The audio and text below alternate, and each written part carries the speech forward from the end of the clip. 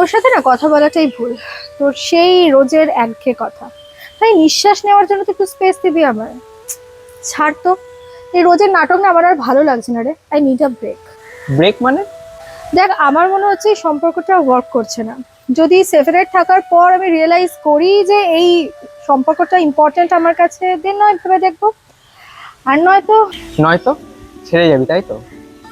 এই ব্রেকের নাটকটা নাই করতে পারতিস, সোজাসুজি বলে দিতিস তোর আর পোষাচ্ছে না। What do you mean by পোষাচ্ছে না? তোর এই ইংলিশ প্ল্যাটারটাকে সরিয়ে রেখে যদি গোদা বাংলায় বলি, তাহলে এই সম্পর্কে তোর আর মনে আসলেই বাড়িতে নতুন টিভিএলে যা হয় আর কি, পুরোনো রেডিওটার যা অবস্থা, আমার অবস্থাটাও এখন তাই। দেখ, তুই যেটা ভাবছিস সেটা নয়। নয়তো আমি ভাবতে চাইছি যে আমরা ঠিক আছি, কিন্তু তোর দিনে একটাও ফোন না করা, ফোন করলে বিজি বলা, পরে কারণ জিজ্ঞাসা করলে ফোনের প্রবলেম বলে এড়িয়ে যাওয়া, দম বন্ধের অজুহাতে বাড়ি থেকে হঠাৎ হঠাৎ বেরিয়ে যাওয়া, বারণ করে এগুলো আমাকে আমি যেটা ভাবছি সেটা ভাবতে। যাই হোক, তুই যেটা ভাবছিস, যেটা ভালো বুঝছিস সেটাই কর।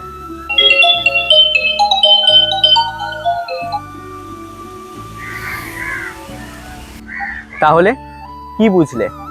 সম্পর্কের এমন এক একটা পর্যায়ে আসবে যেখানে কারুর আর কোনো কথাই থাকবে না। তোমাদের সুখের মুহূর্তগুলো থেকে লড়াই ঝগড়ার সংখ্যা হয়ে যাবে বেশি। এক অদ্ভুত চুপ নিঝুম পরিবেশ। আর এই চুপ নিঝুম পরিবেশেও যারা হাত ছেড়ে যায় না, সেই সম্পর্কগুলোই হয়তো পূর্ণতা পেয়ে যায়।